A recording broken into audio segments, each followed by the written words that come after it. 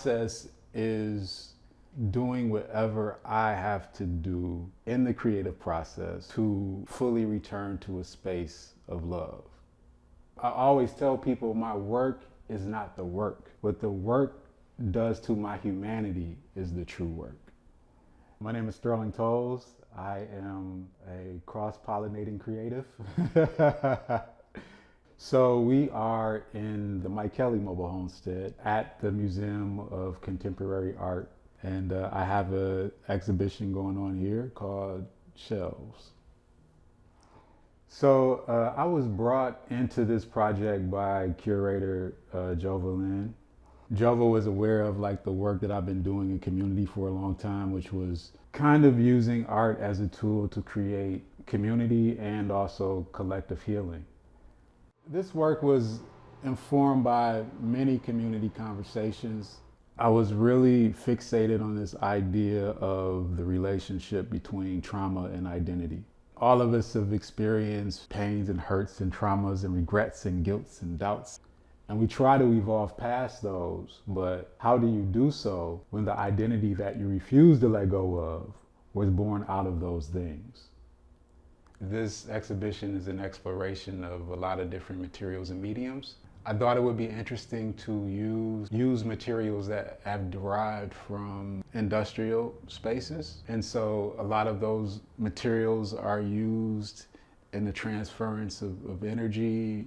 Thinking about the true nature of our humanity, really, we are not these static things. We are the constant transference of energy. Having a solo exhibition for the first time has been very interesting because I never anticipated ever having one, never pursued having one. My creative practice is always centered around intimacy. It's interesting to be thrusted in positions where there's greater visibility because so much of what I'm doing is just about internal introspection. I wanted to do a few paintings as representation, or portraits as a representation of identity. But when I started to think about identity, I thought about the quandary of how identity doesn't allow us to see others fully. Oftentimes, we can only see the parts of people that support the perspective that our identity holds. And so there's often a partition between us where we don't fully see people and we aren't seen fully.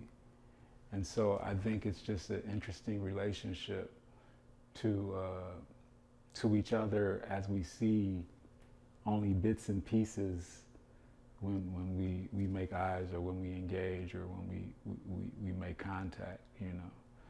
It means everything to me to have my first solo exhibition in Detroit because everything that I think I've done creatively in some way has something to do with Detroit. What got me interested in being an artist, I think, was the realization at a very early age that I could transform how I felt inside by me making things. I think MOCAD's goal for me doing this exhibition was to, I think, have somebody that is really in the trenches and community, kind of create things that hopefully recharge and revitalize the people that really hold this city up. You know, I think the diversity of exhibitions and art in a particular space is so important because it allows people to see parts of themselves in an experience to where now they can engage in a way in which their internal power joins the collective force that hopefully is about change and justice and resolution and revolution, you know. And I think we're in a time now where we realize that we're hopefully beginning to realize that if we are a tree, like that sustenance that the tree needs involves the energy of everybody to participate for it to be nourished adequately.